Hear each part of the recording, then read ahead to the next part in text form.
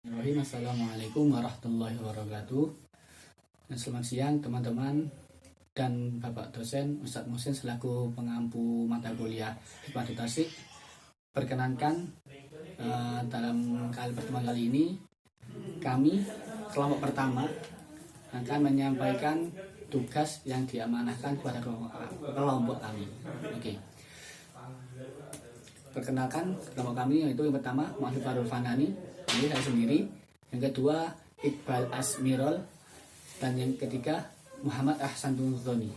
Nah, dalam pertemuan kali ini kelompok kami akan menjelaskan subbab-subbab tentang materi kelompok pertama, yaitu tentang yang pertama Daimul Ahkam, yang kedua Adamul Kharaj, yang ketiga Taqallud Taqalif, dan keempat At-Tatrif fi Tasyri', dan kelima Mutabiqon lil Masolihin al-Ammah, dan yang terakhir Tahqiq. Oke. Untuk slide yang pertama yaitu tentang Daimul Ahkam. Nah, untuk lebih lanjut membahas apa itu Daimul Ahkam, saya menjelaskan tentang syariat ya. Syariat Islam yaitu syariat yang paling lengkap yang mengacu kehidupan keagamaan kemasyarakatan melalui ajaran agama Islam tentang akidah, ibadah, muamalah, dan akhlak. Jadi dalam syariat ini pastinya Hikmah Tasik bersinambungan atau berrelevansi dengan filsafat hukum Islam. Nah, oleh sebab itu filsafat hukum Islam itu yaitu setiap akidah atau asas, mabda atau aturan-aturan yang digunakan untuk mengendalikan masyarakat Islam yang diambil dari sumber hukum Islam, atau dapat dikatakan pengetahuan tentang hakikat rahasia atau tujuan hukum Islam, baik menyangkut materinya maupun proses penetapannya. Dan selanjutnya yaitu Daimul Ahkam, ini secara arti yaitu tiang-tiang pokok hukum atau Daimul Tasyri', tiang-tiang pokok pembinaan hukum. Dalam pola pikir yang dipergunakan dalam menetapkan Daimul Ahkam antara sebagai kerangka filosofis dalam hukum Islam. Nah, jadi di sini agar tujuannya itu agar antara musyari' atau pembuat hukum syariah dan mukallaf, yaitu mukallaf itu penerima taklif, dan syarok objek ya, objeknya itu syarok namanya. Nah, terjadi relevansi yang integral di mana mukallaf tidak merasa keberatan dalam menjalankan syarok itu dan membawa kemaslahatan dalam kehidupannya. Kedua yaitu Adamul Kharaj. Nah, untuk pengertiannya membuang jauh-jauh hal-hal yang menyebabkan kesulitan dalam kehidupan. Karena ketika hal-hal yang dimaksud di atas tidak dihilangkan, maka akan mendatangkan sesuatu yang mengundang permasalahan, khususnya dalam perbincangan Islam. Nah, mungkin dalam pengertian ini dalam kata menyebabkan kesulitan dalam kehidupan. Nah, mungkin balik lagi ke atas tadi penjelasan saya, yaitu antara musyari' atau pembuat hukum tadi dan mukallaf harus ada relevansi ya, yang integral, di mana mukallaf tidak merasa keberatan dalam menjalankan syarok gitu, dan membawa kemaslahatan dalam kehidupan si mukallaf tersebut. Untuk selanjutnya yaitu indikasi asas Adamul Kharaj sebagai berikut. Yang pertama yaitu taklif tidak dibebankan kecuali sebagai sebatas kemampuan manusia. Dengan begitu memungkinkan semua taklif dapat melaksanakannya. Nah, kita akan mengacu kembali firman Allah, la yukallifullah nafsan illa wus'aha. Allah tidak membebani manusia atau seseorang melainkan kesanggupannya. Nah, ya. Untuk yang kedua, taklif yang dibebankan seiring dengan perwatakan manusia sehingga meringankan beban. Nah, misalnya manusia itu diciptakan dalam kondisi lemah, maka taklif dibebankan jika mukallaf itu telah sempurna, dalam tanda kutip dia telah berakal, dewasa, dan tidak terpaksa. Nah, mungkin sekian untuk dari saya sendiri.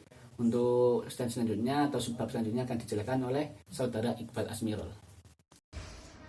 Pembahasan yang ketiga yaitu tentang Qilatut Taklifi. Pengertian tentang Qilatut Taklifi yaitu tidak membahayakan taklifi. Artinya hukum Islam itu tidak memberatkan pundak mukallaf dan tidak menyukarkan. Nabi melarang para sahabat memperbanyak pertanyaan tentang hukum yang belum ada, yang nantinya akan memberatkan mereka sendiri. Nabi justru menganjurkan agar mereka memetik dari kaidah-kaidah umum. Kita tahu bahwa ayat Al-Quran tentang hukum hanya sedikit, di mana dengan sedikitnya itu hukum tersebut justru memberikan lapangan yang luas bagi manusia untuk beristihad. Selanjutnya yaitu at-tadrij fi tasyri'. Pengertian at-tadrij fi tasyri' yaitu di mana ditetapkan secara bertahap, di mana Allah menginginkan penetapan hukum tertentu dengan menggunakan tahapan melalui hukum sementara dan merupakan bagian darinya hingga sampai pada bentuk hukum yang dimaksud pertama. Cukup sekian dari saya. Assalamualaikum warahmatullahi wabarakatuh. Oke, yang selanjutnya yaitu masalihun lil ammah yakni sejalan dengan kemaslahatan hukum. Pembentukan dan pembinaan hukum Islam itu sejalan dengan kemaslahatan umat manusia. Karena itulah kenapa sebagian hukum Islam ada yang dinasahkan sebagaimana tersebut dalam Al-Quran surah Al-Baqarah ayat 106 yang artinya ayat mana saja yang kami nasahkan atau kami jadikan manusia lupa kepadanya, kami datangkan yang lebih baik daripadanya, atau yang sebanding dengannya. Tidakkah kamu mengetahui bahwa sesungguhnya Allah Maha Kuasa atas segala sesuatu? Al-Ayah. Nah, memperhatikan kebaikan-kebaikan untuk umat manusia dalam urusan ibadah dan muamalah adalah sesuatu yang mendasar dan harus mendapat prioritas pertama dalam syariat Islam. Hal ini terbukti dengan adanya penjelasan syar'i tentang ilat hukumnya atau motif atau alasan yang melatar belakangi ketetapan hukum atau hukum kenapa ketika melakukan hal tersebut kita dihukumi sekian, dihukumi begini, begitu. Nah, sekalipun tidak semua hukum syara itu disertai penjelasan ilat hukumnya. Karena memperhatikan kebaikan-kebaikan bagi manusia tersebut merupakan salah satu asas hukum Islam, maka sudah tentu hukum Islam itu dapat dipengaruhi atau berubah oleh perubahan situasi dan kondisi serta perubahan zaman. Hal inilah kenapa Izzuddin Ibnu Abdul Salam mengatakan seluruh masalah fikih harus diorientasikan pada kaidah. Nah, hal tersebut kenapa? Yaitu karena filsafat hukum Islam harus diorientasikan atau diasumsikan dari ciri-ciri khas syariah sebagai titah samawi yang mempunyai dimensi keuniversalan dan kemutlakan.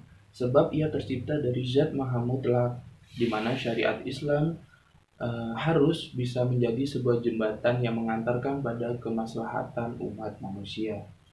Yang terakhir yaitu tahqiqul adalah. Nah, dalam buku Nadiriyatut Doruriyah Asyariyah yang menulis Dr. Wahbah Az-Zuhaili, yaitu menyatakan bahwa Islam dibangun atas asas menghilangkan kesukaran dan kesulitan, memelihara kemaslahatan manusia secara keseluruhan, dan yang terpenting adalah mewujudkan keadilan dan mencegah penganiayaan antar person atau antar sesama. Nah, bisa ditarik kesimpulan bahwasanya tahqiqul adalah berarti mewujudkan keadilan secara merata.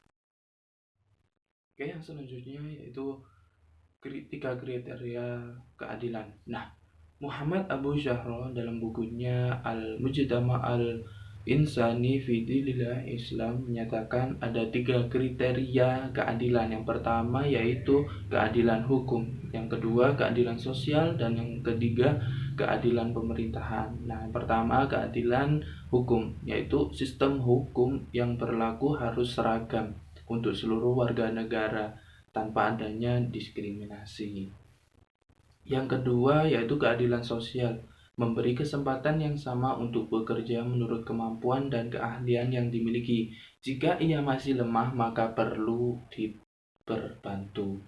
Yang ketiga yaitu keadilan pemerintah, semua warga mempunyai kedudukan sama dalam pemerintahan tanpa memperdulikan suku, bangsa, bahasa, maupun budaya. Oke, cukup sekian dari kelompok kami. Kurang lebihnya mohon maaf. Wassalamualaikum warahmatullahi wabarakatuh.